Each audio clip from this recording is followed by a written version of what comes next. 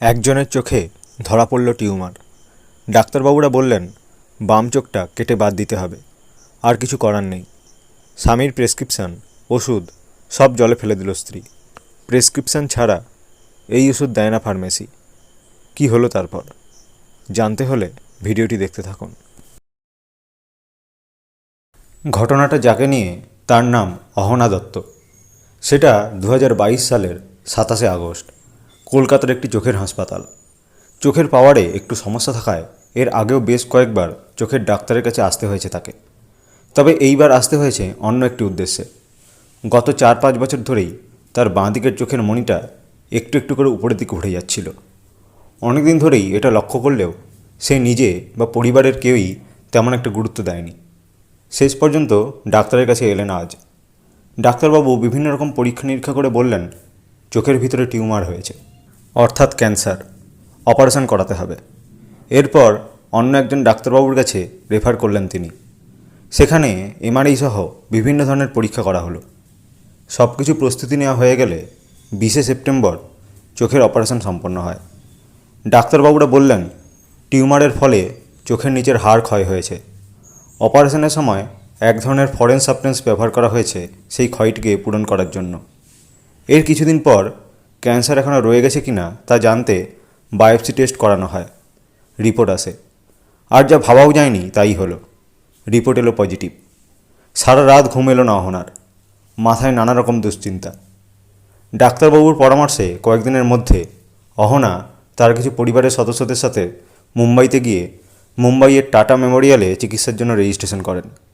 22শে October doctor Gauri Pant বৈদ্যের কাছে চিকিৎসা শুরু হয়। এমআরআই এবং পিইটি সিটি স্ক্যান করা হলো। রিপোর্ট দেখে ডাক্তারবাবুরা বললেন যে বাঁদিকের চোখটা কেটে বাদ দিয়ে দিতে হবে, আর কোনো উপায় নেই।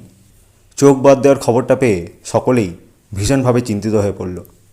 ভেবে পেল না অহনা, একচোখা হতে হবে তাকে, বাকি জীবনটা এক চোখ দিয়ে দেখতে হবে। স্বভাবগত দিক থেকে গোড়া থেকেই ভগবানে বিশ্বাস করেন না অহনা। ভাবতেন ভগবান আবার কি করবে, ওসব ভ্রান্ত ধারণা। আত্মীয় স্বজন বন্ধুবান্ধবদের কাছে অনেকবার শ্রী ঠাকুর অনুকূলচন্দ্রের কথা শুনলেও মনে তাঁর প্রতি কখনো বিশ্বাস বা ভালোবাসা আসেনি। এই রকম দুর্বিষহ পরিস্থিতিতে অহনার মামা তাকে শ্রী ঠাকুরের লীলা সম্বন্ধে কিছু বাস্তব ঘটনা বললেন। শেষ সম্বল হিসেবেই হোক বা অন্য কোনো কারণে অহনার মনে একটু একটু আগ্রহ তৈরি হল ঠাকুরের প্রতি। একদিন তিনি আর তার মা মহারাষ্ট্রের বদলাপুর মন্দিরে গেলেন। মন্দিরের দরজা বন্ধ থাকার ফলে বাইরে থেকেই প্রণাম করতে হলো। প্রণাম করে উঠতেই দেখেন মন্দিরের দরজা খোলা হচ্ছে। মনে দর্শনের আকুলতা বাড়তে থাকে। মন্দিরের দরজা খোলা হলে দর্শন প্রণাম করে আনন্দ চিত্তে ফেরেন। সেই দিনই জানতে পারেন আগামী 20শে নভেম্বর পূজনীয় সিপাহীদা বদলাপুর মন্দিরে আসছেন। 29শে নভেম্বর পূজনীয় সিপাহীদার কাছে সপরিবারে দীক্ষা নিলেন অহনা। দীক্ষা নেওয়ার পর পূজনীয় সিপাহীদার কাছে একটা চোখ বাদ দেওয়ার বিষয়টি নিবেদন করলেন। তিনি বললেন ডাক্তারবাবু যা বলবে সব মেনে চলতে এবং পজিটিভ থাকতে। তার কথা বলার ধরনে একটা সাহস আর আত্মপ্রত্যয় গজিয়ে উঠল অহনার মনে।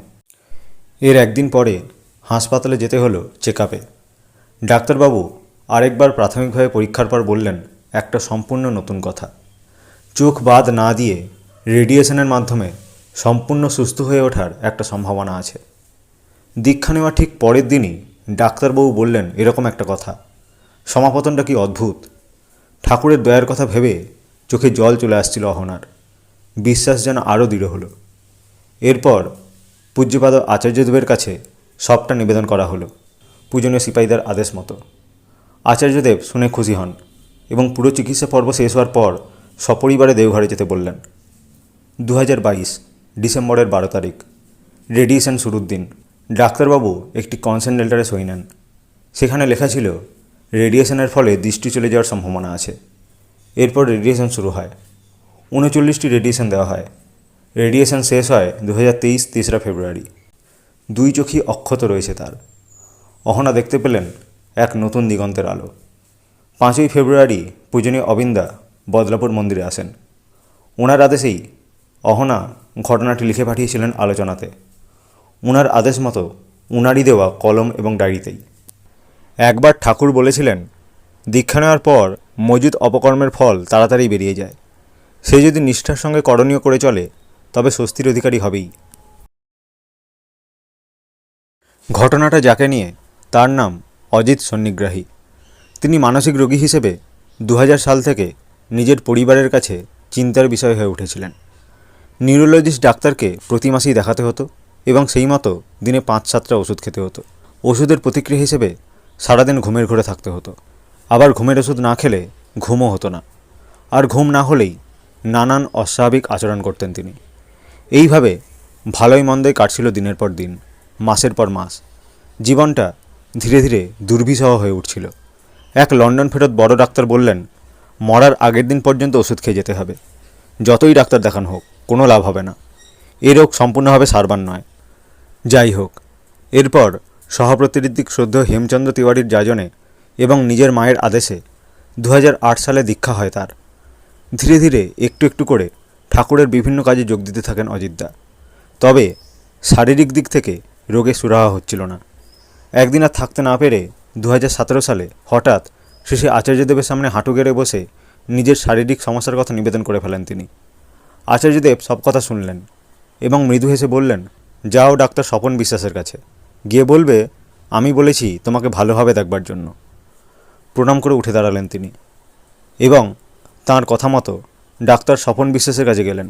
তিনি সমস্ত কিছু দেখে শুনে কিছু ওষুধপত্র প্রেসক্রিপশানে লিখে দিলেন।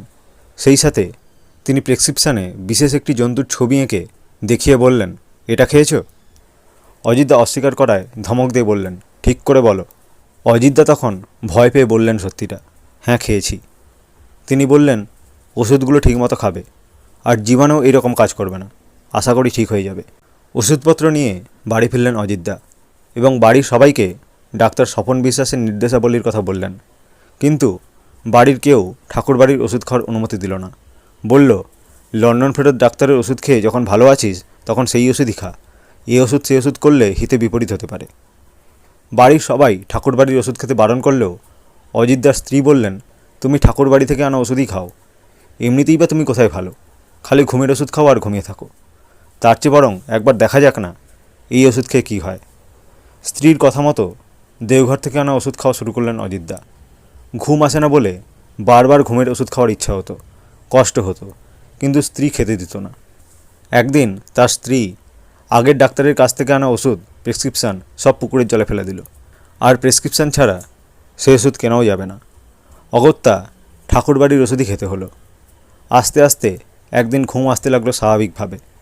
দিনের বেলায় ঘুম পেত না, ধীরে ধীরে স্বাভাবিক হতে লাগলো সব কিছু। পরে আবার ঠাকুরবাড়ি গিয়ে আচার্যদেবের কাছে নিবেদন করলেন এবং তার কথা মতো ডাক্তার স্বপন বিশ্বাসকে দেখালেন। তিনি আবার ওষুধপত্র দিলেন এবং বললেন, এইগুলি খেলেই হবে, আর ওষুধ খেতে হবে না। এর কিছুদিন পরে একেবারে সুস্থ হয়ে গেলেন তিনি। লন্ডন ফেরত ডাক্তার বলেছিলেন, মরার আগের দিন পর্যন্ত ওষুধ খেয়ে যেতে হবে। যত বড়ই ডাক্তার দেখানো হোক কোনো লাভ হবে না।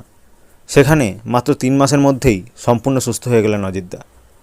বাড়ির সবাই সন্দেহ করত কিছুদিন পরে এই রোগ আবার ঘুরে আসতে পারে, কিন্তু এই ঘটনার প্রায় 7 বছর কেটে গেছে। এখনও কোনো ওষুধপত্র ছাড়াই ভালো আছেন অজিতদা। কর্মদক্ষতাও অনেক বেড়ে গেছে। আত্মীয় স্বজন সবাই অবাক হয়ে যায়। সুস্থ হওয়ার পর একবার আচার্যদেবকে প্রণাম নিবেদন করেন তিনি। আচার্যদেব বললেন, ডাক্তারবাবুকে ধন্যবাদ জানানোর জন্য। ডাক্তারবাবুকে একথা বলায় তিনি বললেন, আমি কিছুই করিনি, যা করেছেন তিনি করেছেন বলে ঠাকুরের ছবির দিকে চেয়ে 2 হাত তুলে প্রণাম করলেন। বললেন, তুমি আরও ভালোভাবে ঠাকুরকে ধরে চলো, ভালো থাকবে।